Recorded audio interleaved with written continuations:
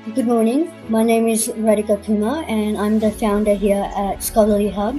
In Victoria, we have the name of the young brave man who lost his life on Friday, saving a 14-year-old, and his name is Aiden Becker. This shouldn't have happened to anyone, and unfortunately, Aiden Becker lost his life doing what any active citizen would have done.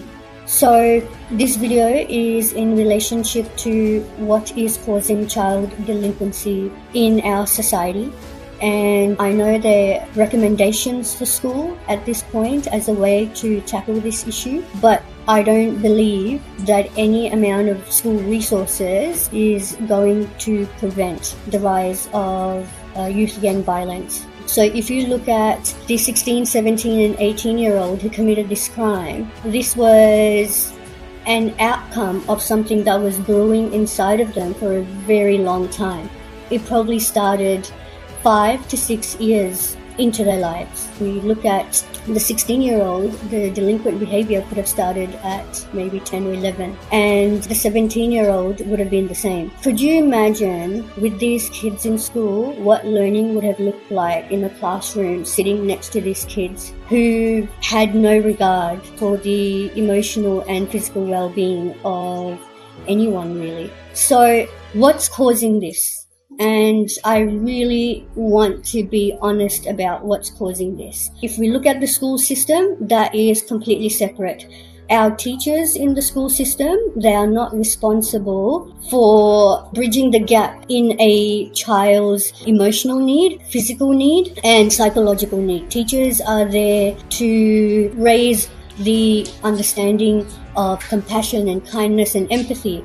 But if the foundation has not been established at home, anything that the teacher says, it's not making sense to the kids. So here is what's causing the rise of youth gang violence and child delinquency and every other thing that we could think of that is not working for kids right now. One is parental neglect. Whether it's a lax approach to parenting, whether it's a passive approach to parenting, whether there's physical and emotional neglect, child needs to be heard and needs to be seen and needs to be constantly validated. I have an 11-year-old and my job is all day long is to validate her existence, and that is to champion her. Majority of our kids are dealing with insecurities just like adults do. And I don't see when kids get into the car where they are excited to see their parents. I see kids get into the car and there's not even a hello. And I've been sitting on this for so long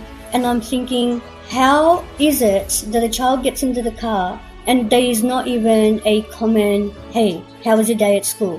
So this is the level of disconnect we are seeing with parents and kids and their children. How to remedy this? This is what the society should be thinking about. This is what parents should be thinking about. This is what the government should be thinking about. Children spend over 8 hours after school at home, and what's happening in the home is not setting the safe environment for them to feel safe. The mirror is that they create that level of unsafety around them with other kids. This is the core issue right here. The remedy again is not that you need to be called on by social services. It has nothing to do with that. This is at a basic level neglect. You're looking at parents at a park and the child is playing and the parents are scrolling on their phone. This is the time when the parents need to be encouraging and even playing with their own kids, but they are scrolling. That is just from observation in a public area. What's happening at home? Complete neglect.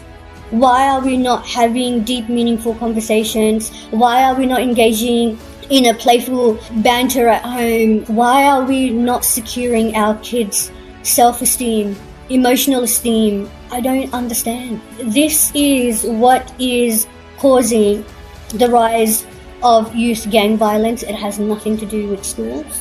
Parents are sending their kids to school who cannot create safety for other kids. And how is this fair? And I have to call out on those parents who themselves are addicted to social media, who themselves have some level of addiction which they are not getting support for, who are running away from their own parenting responsibilities, because it is hard. Parenting is hard. No one said it was meant to be easy, but if you're a parent, you've taken that responsibility to instill positive values, empathy in your child.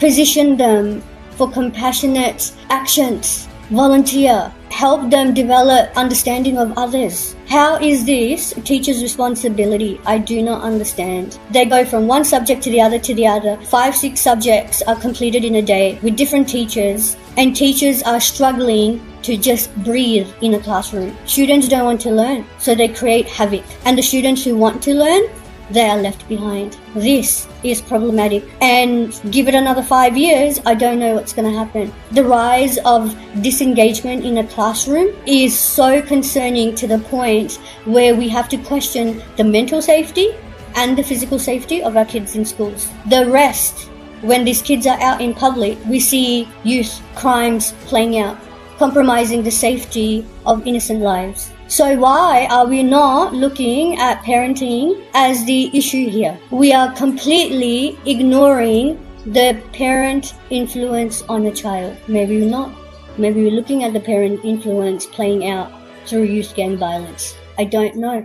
But it's something to question and to reflect. One thing parents can do today, help their child de-escalate after school, away from gaming, away from social media, and create some deep, meaningful conversations over dinner, over snacks. Go enjoy your time with getting to know your child, who they hang around with, who they play with, what are their dreams, what are their aspirations, what's hurting them, who's calling them names at school, how are they not seen and validated. Ask your child, do they feel loved? What can a parent do to ensure that their child is feeling loved and feeling safe? The only way is to spend time, and time is going to heal what is right now contributing to our societal ill. And this violence is not going away until parents start loving their kids, loving them in a way that we give rise to who they are.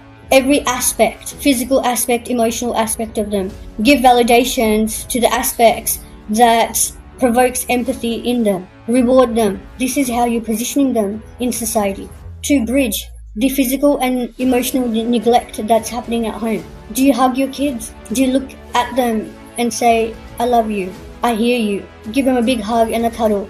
No matter how old they are, we're responsible for that as parents. Chase them for a hug. Create playful environments in your home. And I will guarantee that there will be a reduction in the youth gang violence. If you interview any of these kids, there is childhood trauma behind all that. There is neglect, physical, emotional neglect at home. It's not by schools. So this is, again, a call to action for parents to create an intervention in your own home. Ask yourself deep reflective questions on how you can create a safe space for your own child. Are they feeling loved? And again, I have to repeat this over and over and over again. Are they feeling heard and seen and validated in your own home, in front of your eyes? This is what kids need. As I mentioned in my earlier videos, they were not born with knives and machetes in their hands. This is an influence that is externally driven. If children's safety and well-being is not positioned early in their lives, this is the outcome that we are seeing. Lack of empathy, lack of compassion, lack of understanding towards any other humans and animals and nature. So parents, I encourage you today to put social media away, your phones away, and just be present to your child. That's all.